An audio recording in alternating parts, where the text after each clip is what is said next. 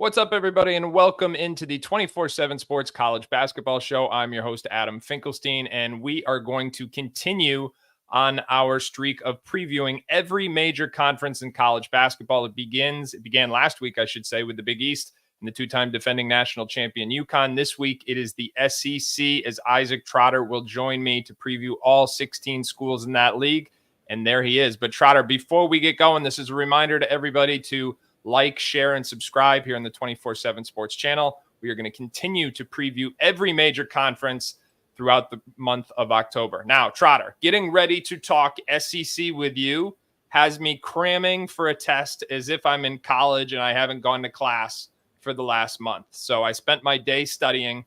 There's 16 schools. We're going to do it the same way we did it last week. You've got tiers. You're going to break it down. And then what I'm going to do, I'm going to tell you whether I'm taking the under or the over on where you've got them slotted. How's that sound? Sounds good to me. And, I think when we look through this SEC, this has a chance to be the best basketball league in the conference or in the country because of the money. I'm looking up and down these rosters, the rosters that they've been putting together. Like, these teams are loaded. I think there's 10 SEC teams that could make the tournament easily. Yeah, the term loaded was very appropriate. Well played there. So well done. Certainly as a power conference, we're going to try and do this in 30 minutes, which means we got to go about like just 2 minutes at most per team. So we're going to start out with tier one. Break it down for me. You call tier one the teams that have a realistic chance to compete for a national championship. Who are your teams in that category? Yeah, it's Alabama, it's Auburn, and Tennessee. There's really only 7 teams nationally that are in this category for me. And so to have 3 from the SEC just kind of shows you where you're at. This group, I would not be surprised at all if they're playing for the national title. They're loaded with veterans. They got great additions out of the portal. They've had retention. They have a ton of NIL money. They got really good coaches that do things their way. Yeah, there's a lot to like about these 3 teams in tier one. All right. Now, you and I had this conversation a month or so ago when we were previewing the new conferences and realignment, and you said Auburn was your favorite in the SEC. Tell me why, again. Yeah, it's just the dominant rim pressure. They're awesome defensively at the rim, and they're awesome offensively at the rim. That type of stuff really matters. And they have a style of play that they're totally in on, weaponizing their depth. They're going to play 9. They're maybe going to play 10 guys. And I love Janai Broome. I think he is the best player in college basketball. He has no flaws in his game. He can shoot it from 3. He can pass it. He can post up. He can catch it at the elbow and drive to the rim and score. Just the playmaking that you've added from him is huge. Awesome defensively. They've even talked about potentially playing him at the 4 so they could get a big man, Dylan Cardwell, on the floor, who is one of the elite shot blockers. But I love the additions that they've made as well, too, just to round out this roster. Miles Kelly out of Georgia Tech, I think, is one of the best shooters that Auburn's had in their program. Denver Jones is coming back. Chad Baker-Mazara, I think he has a chance to be a pro one day. Chaney Johnson, being able to get him back as a potential starter at the 4. And then the backcourt, right, to Tahad Pettiford, a big-time recruit to go along with Furman transfer JP Pegues. Like, this team, they're like Noah's Ark. They have 2 of everything, and they have an identity on both sides of the floor. You are on point with the one-liners here today. Here's my question for you. I think Bruce Pearl's teams, and this is why ultimately I'm taking the under. It's not that I doubt them, but I'm just not quite as high as you are. Bruce Pearl's teams are typically at their best when they have a creator in the point guard spot. I get JP Pegues was a huge addition coming out of Furman, and he gives them the real point guard they didn't have last year, even though they had a top 10 offense in the country. But I just don't know that he's that, like, the ball and let me rock out kind of guy that we usually see on Bruce Pearl's best teams. I'm going to give you a chance to answer that real quickly, and then we're going to move on to my top team in this conference. I love his mid-range game. And also, I'm not sure he necessarily has to be that guy. They've so many of those different pieces where they can kind of get you from a lot of different ways, but he is a killer. We've seen him play multiple different roles, and that Furman program is one of the best mid-major programs in the country. Ton of high majors really wanted Pegues. I'm more bullish on him, and that's where we separate. All right, so I'm going to lead the way with Alabama, if you don't mind. I am taking the over. I actually went to go see this team practice, their first practice of the day. I got to sit in the film session, got to watch the entire practice. It was a terrific experience down there in Tuscaloosa. This is a program that has loaded up in a big way. Here's what I would call the defining features of this Alabama team. Number one, When you spend a day with them, absolutely everything they do has an NBA theme. Their terminology on the defensive end of the floor, to their concepts offensively, to the point of emphasis when they're talking to their players about getting to the league. There is a definite NBA theme in everything they do. Number two, people are talking about, will the offense be quite as potent with Cliff Amorie there? My answer to you is this: it's going to be a different spacing, but watching them try and integrate him and Grant Nelson into the lineup, playing each off short rolls, getting them to dive out of the dunker spot at the right time, it's going to be a little bit of a process. But I think the thing that people aren't taking into consideration enough is this is going to be an exceptional offensive rebounding team. And if they want to go back to that 4-round-1 spacing that Nate Oates has historically done, they've got Jaron Stevenson waiting in the wings, and he could very well be in the starting lineup before the end of the day. Third, I think this is going to be a much better defensive team. They weren't even in the top 100 last year. Cliff Amorie is going to take care of that. It was a clear point of emphasis in practice. So those are my three observations from watching them in practice. I'm taking the over. What do you want to add on Alabama? And by the way, they might have the best guard in the country. I love the defense this year. Cliff Amorie at center, a team shot just 50% at the rim when he's on the floor at the 5 at Rutgers. I think that absolutely plays. And Darian Reed, keep an eye on him. He's one of my favorite freshmen, a 5-star. We've had him ranked really highly, but the court coverage defensively that he's going to bring to this group at the 3 is something that they haven't really had. So he's kind of working through some injuries. Chris Youngblood is another transfer who I absolutely love out of South Florida. He's also hurt right now, so they're kind of working their way back, but this is one of the deepest teams. We haven't even talked about LeBaron Philon, who's backing up Mark Sears, who I think Philon, if you're looking for some sleeper who could potentially crack this starting lineup, if they start tweaking things around, I think Philon has a chance to be an excellent, excellent addition for this group. Yeah, those are two terrific points. Darian Reed has put on 25 pounds of muscle since he arrived, and he's wearing it as naturally as can be. Philon is the guy. They have 4 top 50 recruits in that program, freshmen. Nate Oates does play freshman.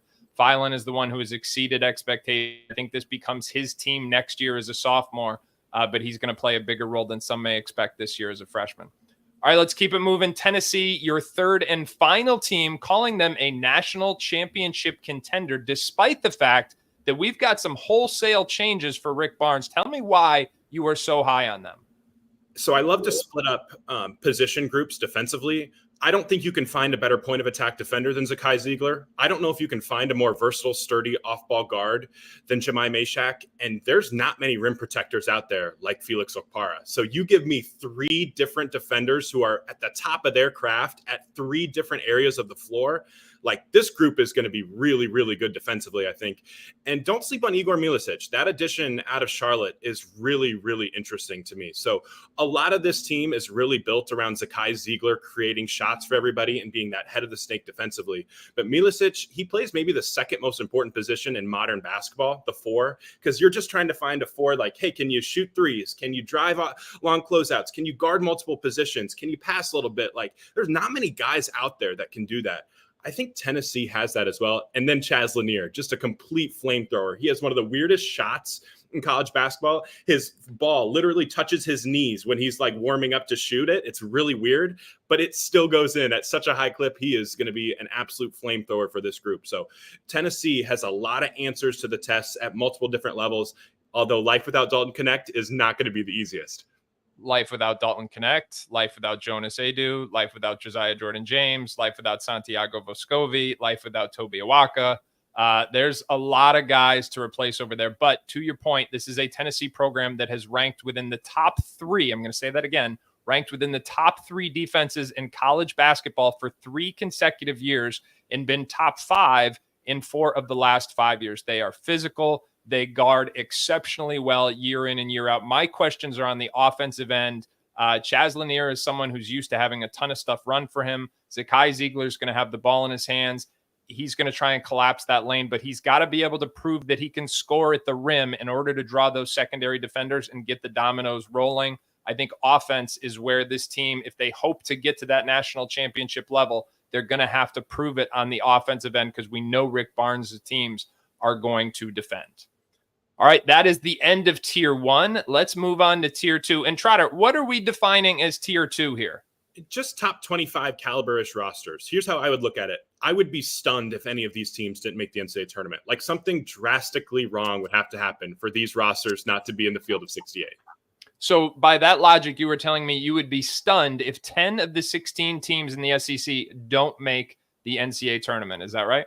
I do. I really think as conference realignment has happened and as NIL has become a bigger thing, I think the gap between the haves and the have-nots is going to continue to grow. And these rosters are just so advanced compared to some of their peers.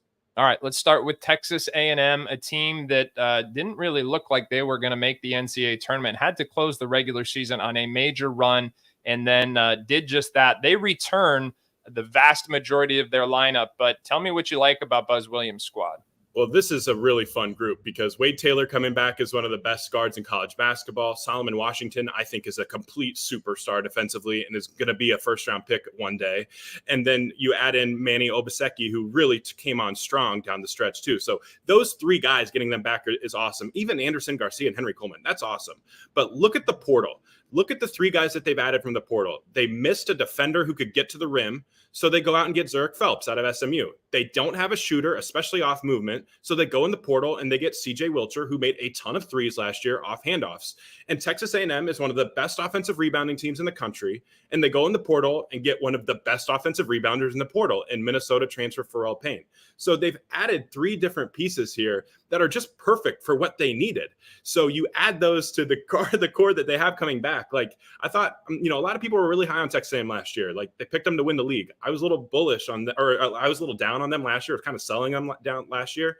Now I'm buying them. I don't think you're going to see many people have Texas A&M as maybe fourth in the SEC, but I feel really confident about this group as a potential top 20 team in the country.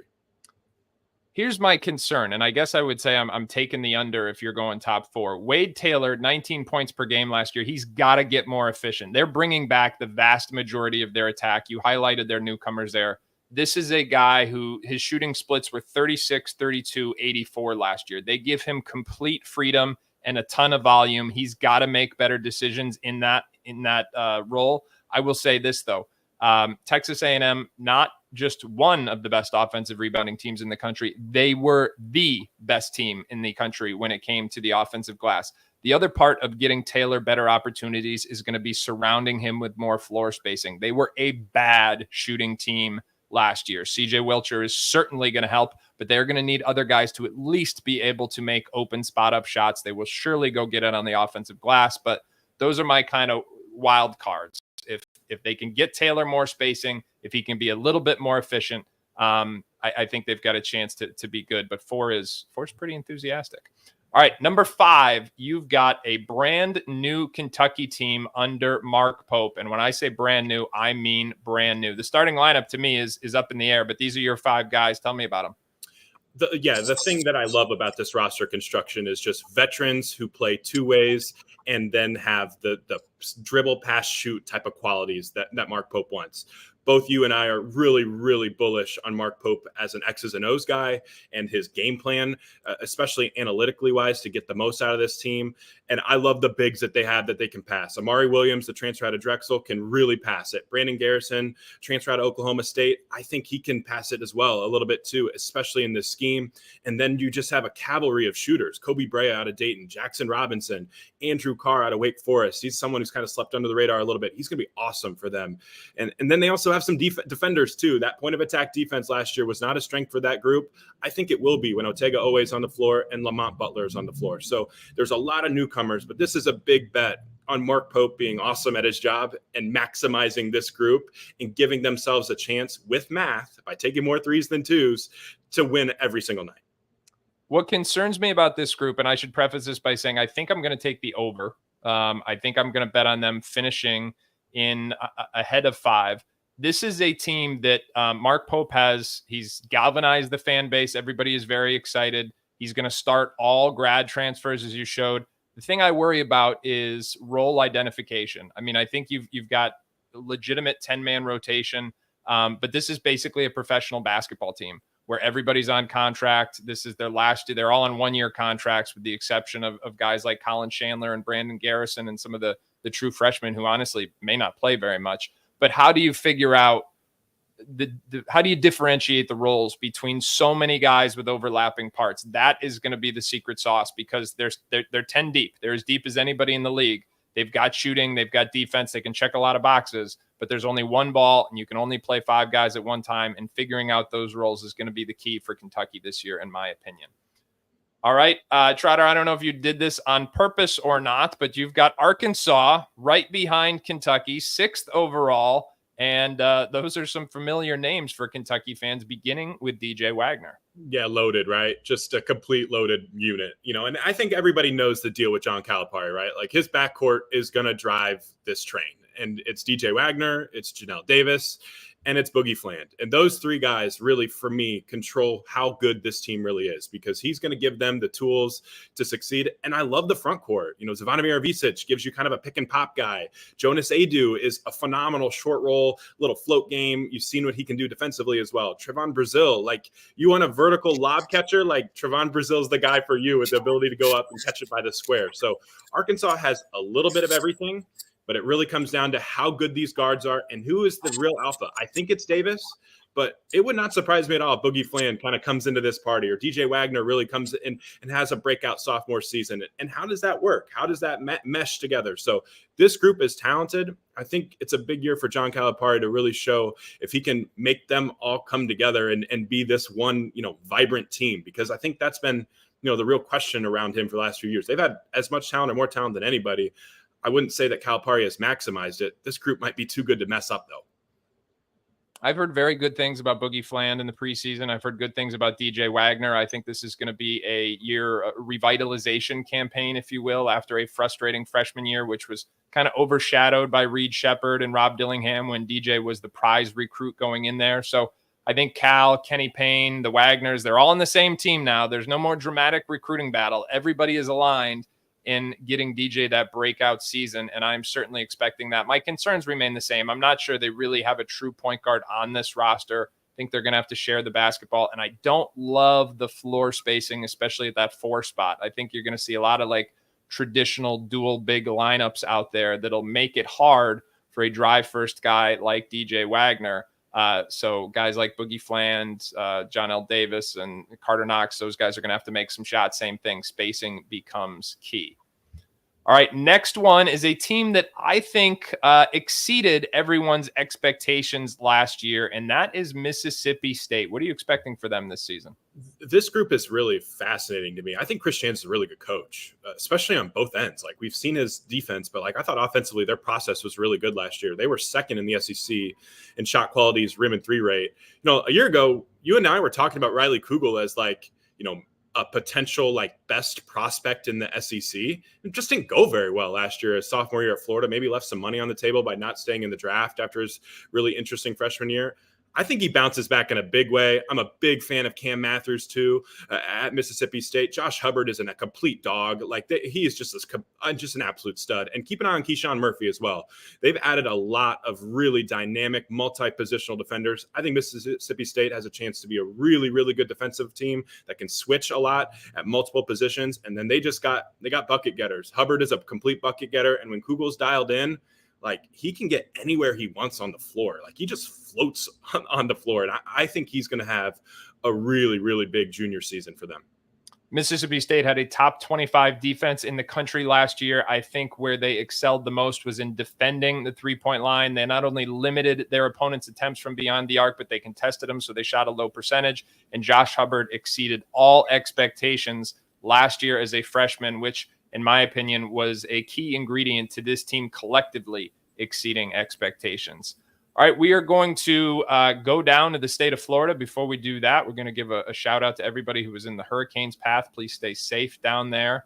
But Trotter, tell me about the Gators and why you got them a little low, in my opinion. I'm taking the over on these guys. Yeah, I think I might be a little too low on them, too. Walter Clayton's a stud. The only reason I have him a little bit at 8 is just because I love Zion Pullen. I think that's a really big loss. I thought he was arguably their best player last year, but Clayton getting him back is just enormous. We've talked about that year 2 transfer jump. 9 All-Americans last year were year 2 transfers. I think Clayton might be that guy. Then you throw in an Elijah Martin, getting him from FAU, just a junkyard dog who can really defend, get out in transition, knock down some threes. And then the front court. This is where where I think Florida, if they can exceed expectations, it's because this front court is actually really, really good.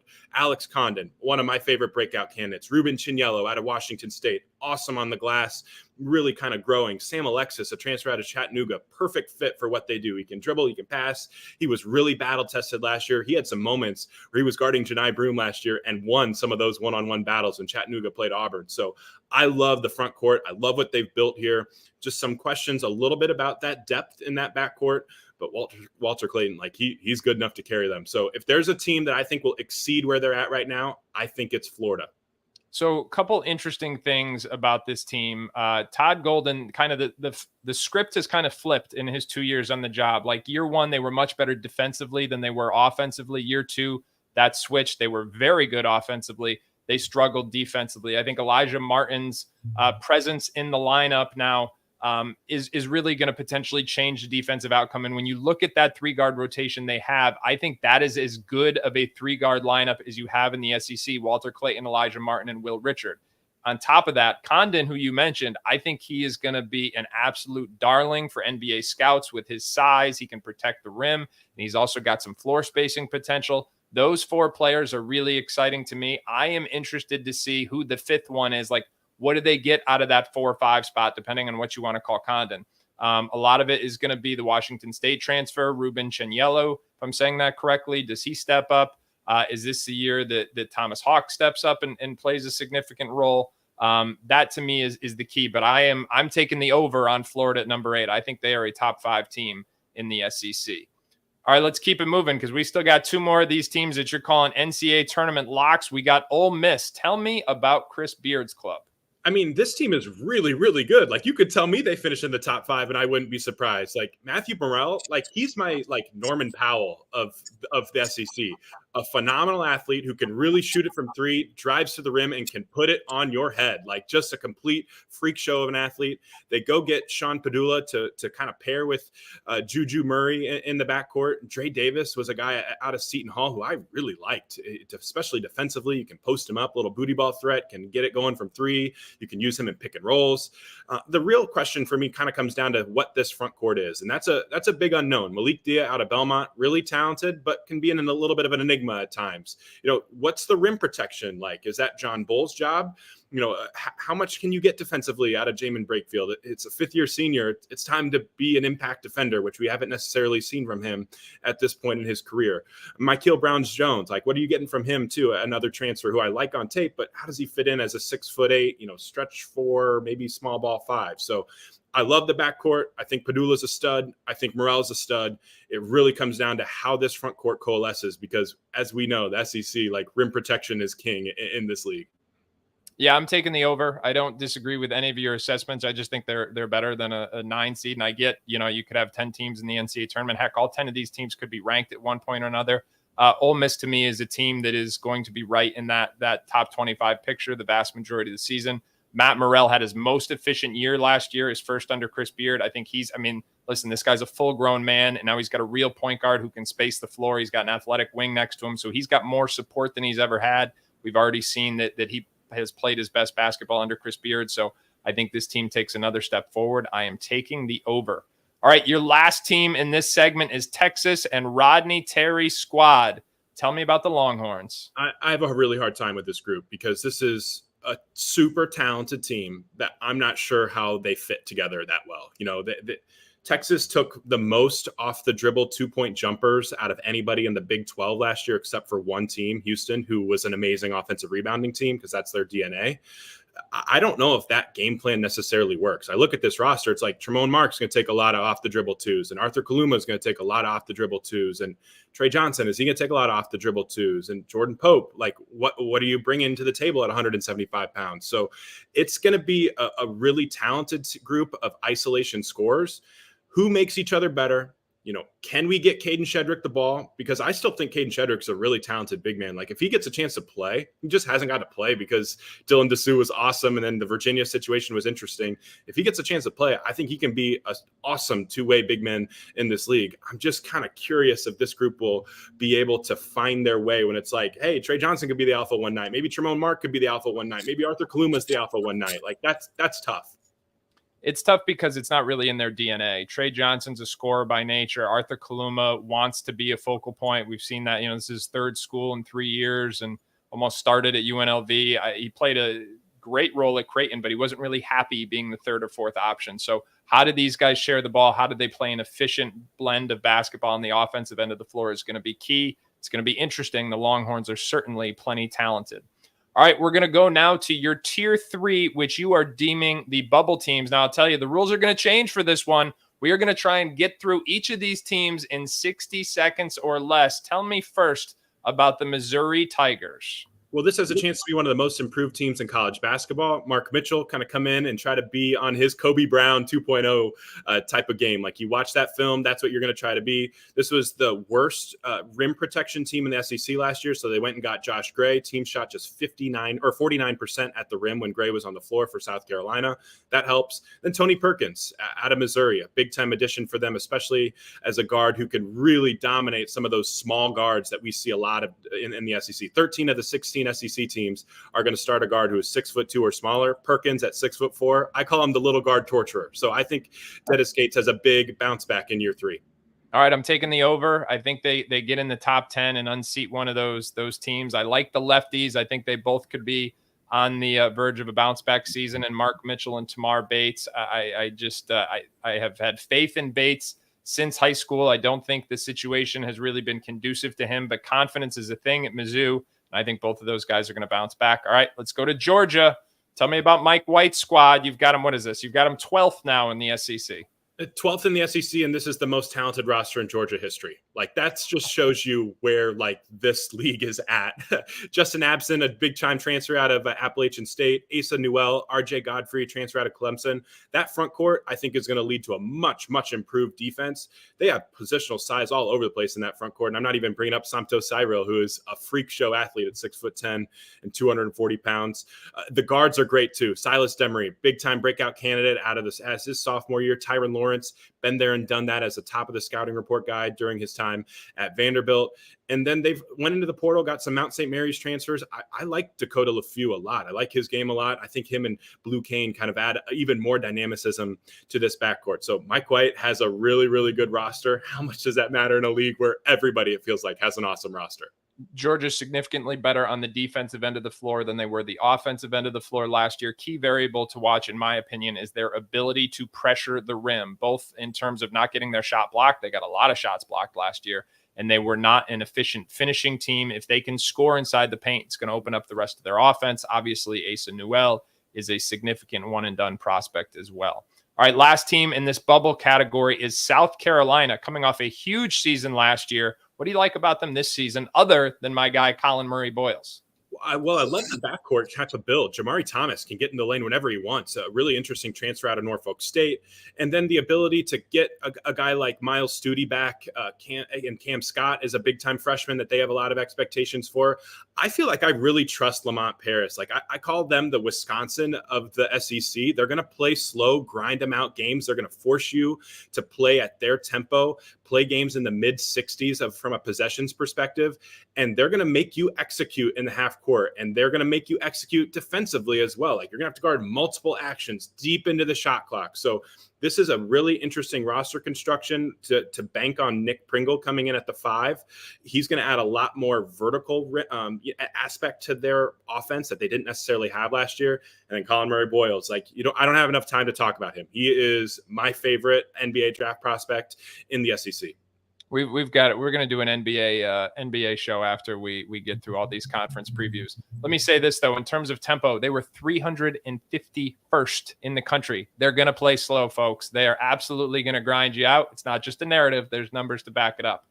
All right, let's move on to Tier 4. And this is what you're calling, affectionately referring, the basement. You've got 30 seconds or less. Begin with Oklahoma. Go. A High Point transfer, Duke Miles, is a phenomenal transfer addition. If we know anything about Porter Moser, his ability to find mid-major transfer-up guards that succeed is real. We saw that last year with Javian McCollum, who transferred from Siena to Oklahoma State, and he's awesome. Jalen Moore, getting him to stay and not go into the portal is enormous. He would have had a ton of interest from just about everybody. And you like the pieces that they've added together, but if I'm looking at Oklahoma's roster compared to the others, it kind of is a sign of the times. Like, they have to buff up their NIL in a hurry, because this is what the roster that you type of get when you don't have the type of money that some of your counterparts in the SEC have. 100% Porter Moser, I think one of the better coaches in the league, just doesn't have the buying power. He used the money he did have on shooting. They're going to have much more floor spacing. We'll see if that can help them play spoiler here. All right, next you have Vanderbilt, first-year head coach. Give me the lowdown on these guys. AJ Hoggard and Jason Edwards is a phenomenal pairing on paper. Hoggard, big, strong, sturdy defensive guard who wants to pass it, paired with a small, fast, explosive shot maker like Jason Edwards. Like, it feels a lot like the AJ Hoggard, Tyson Walker thing that we've seen for the last couple of years at Michigan State. So Jason Edwards, buying a ton of stock in him as their best overall player. And keep an eye on Devin McLaughlin in that front court out of Boston College. Love him as a connective tissue type of guy. Jalen Carey, another transfer out of James Madison who followed Mark Byington, is going to be a breakout candidate for them as well. So this group is a little bit more talented in the past. Like, the fact that Vanderbilt went in the portal and could pay an $800,000 for a guy like AJ Hoggard is a sign of the times. Is that what AJ Hoggard got? I have nothing else to say. He got $800,000. I'm out. I'm out. I got nothing. All right, LSU. Last but not least, tell me about him. This is a really tough group. You know, they've had a lot of retention. I think it's time for them to take a jump. It's a Jalen Reed. It's a Tyrell Ward. If you're going to invest in high school recruiting and you're going to play guys who are young, it's time to show it. And Cam Carter, getting him out of the portal, really, they loved him for his defense. He was a really terrific shot contester. I think he can hook and trail, especially defensively against shooters and big guards. They need him to be a star defensively, because I don't know if that's going to be a big strength for Jordan Sears, who they got the transfer out of UT Martin. So this is a group that has a lot of questions, especially in that backcourt with young guys. And then defensively, like, how much can you get out of this group? It's a big year for Matt McMahon, because this roster doesn't feel like it's, at the level of some of these teams in the SEC. And if they're able to exceed expectations like last year, that'd be really, really impressive in this league. Trotter, you know what else is impressive? You're a machine. Isaac Trotter, everybody. He'll be here all week. Next week, again, we're going to do another conference preview. The machine is back. Isaac Trotter, catch him out, 247sports.com. Wall-to-wall team coverage, recruiting rankings, transfer portal updates. You can also check out Trotter, CBSSports.com for the latest in college basketball. Well, that is the second of our previews, but now it is time for a live commitment. And we are talking about one Kelvin Odih. And this is a guy who I have had the opportunity to watch since he was younger. He's currently at SoCal Academy out in California. But this is a Rhode Island native who is now home in his home state, ready to make his announcement. You get a look at some of the optics there. He's, I think he's getting close to 6'5", but he is a big, strong, athletic wing, extraordinarily high motor. This is someone who imposes his physicality on the game. He's down to 3 finalists. You see him there: Louisville, Rutgers, and West Virginia. As I said, a high motor player. And you're going to get a look at some of these highlights now. This is on the Pro 16 Puma circuit here with Rhode Island Elite. And one of the things that you've seen from Kelvin over the years is the expansion of his guard skills. His DNA is someone who is an elite defender, an elite athlete, an elite rebounder who just brings a competitive intensity on both ends of the floor. But as his handle and his skill have continued to increase, he's opened up some higher upside scenarios. You see the passing ability, the finishing ability, the shooting has expanded. So this is someone who continues to take his game to new levels. Without further ado, we are going to go to the state of Rhode Island, where Kelvin is back home. Kelvin, what's going on, man? Not much. Thank you for having me.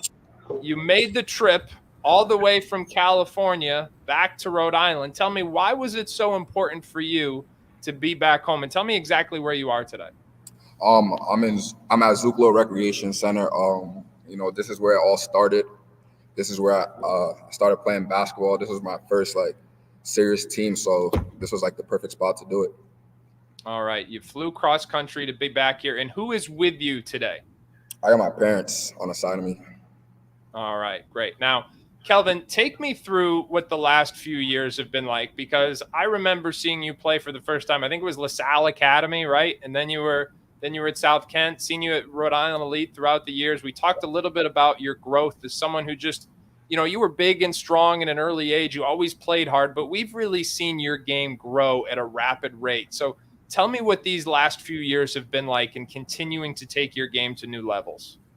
These last few years, they just been a whole lot of work, man. I've been with RI Elite, Coach Nick, Coach Ray. We just been grinding for a lot of these years, staying down, keeping our head down and grinding and waiting for the results to show. That's really what it was.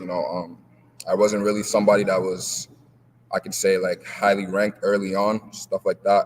But, I didn't let that bother me. I just continued to work hard, and, the results showed for itself. Yeah, they certainly are doing that. Now, before we get to the big announcement, because I know you've got 3 fan bases on the edge of their seat, I want to give you a moment to thank anyone you would like to thank and recognize before you make that announcement, people who've helped you get to this point in the process. Oh, yes, for sure.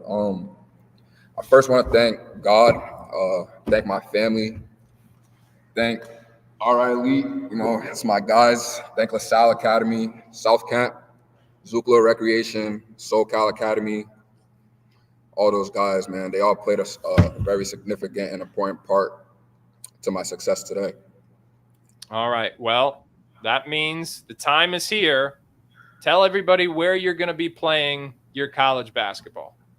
I'll be furthering my academic and athletic career at the University of West Virginia.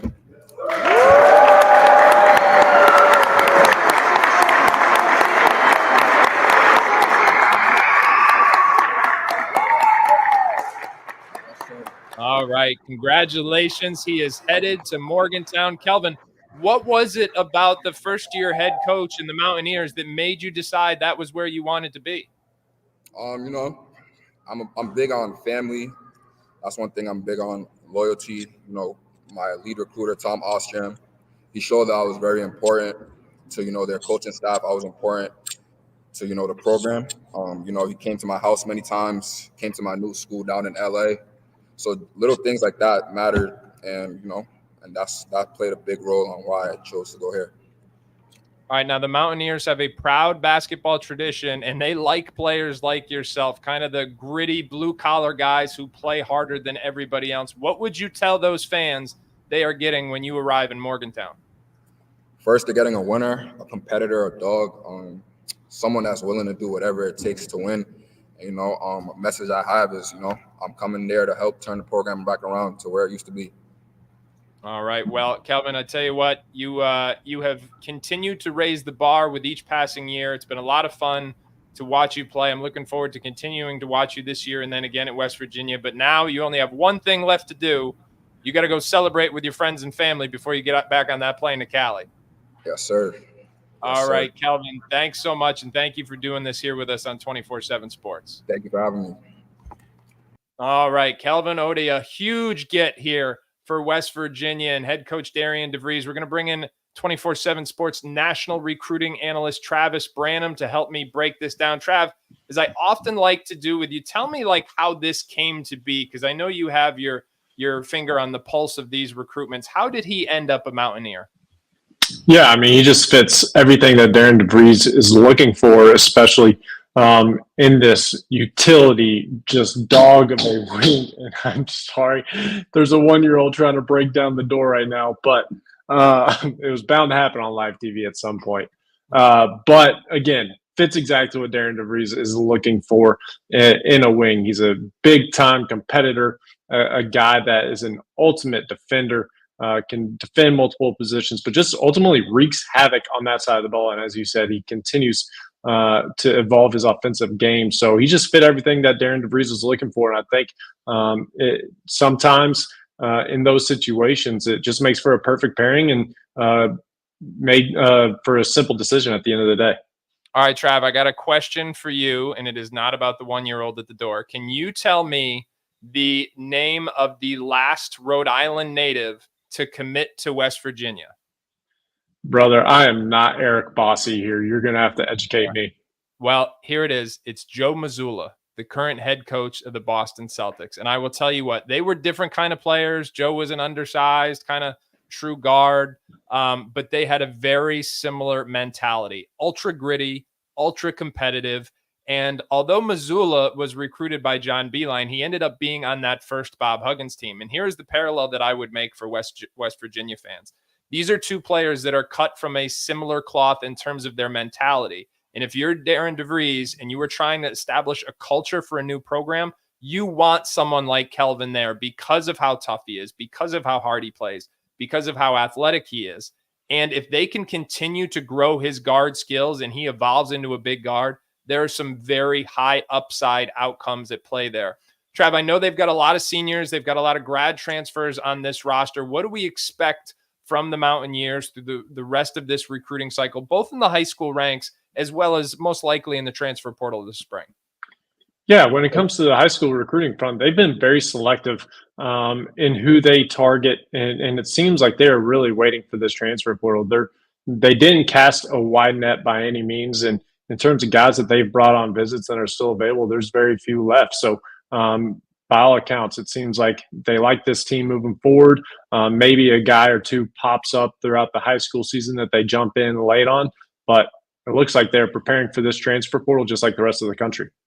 All right. And as I said, I think Kelvin is a perfect fit for a team that is looking to establish a culture, a team that knows they are going to have to get multiple players coming in because he's so versatile from a positional standpoint on both ends of the floor. For much more on this commitment, you can head over to 247sports.com. We've got commitment stories as well as analysis. And keep it locked right here on the 24/7 Sports channel because we have two more live commitments coming up for you tomorrow. Ben Ahmed at 11 a.m. Eastern Time, a top 100 prospect in the national class of 2025 from Putnam Science Academy. And then later in the day, we've got Jordan Scott, a late blooming big wing with a high upside who will come off the board. Travis will host that announcement at 6 p.m. Eastern Time tomorrow. All that and more here on the 24/7 Sports channel.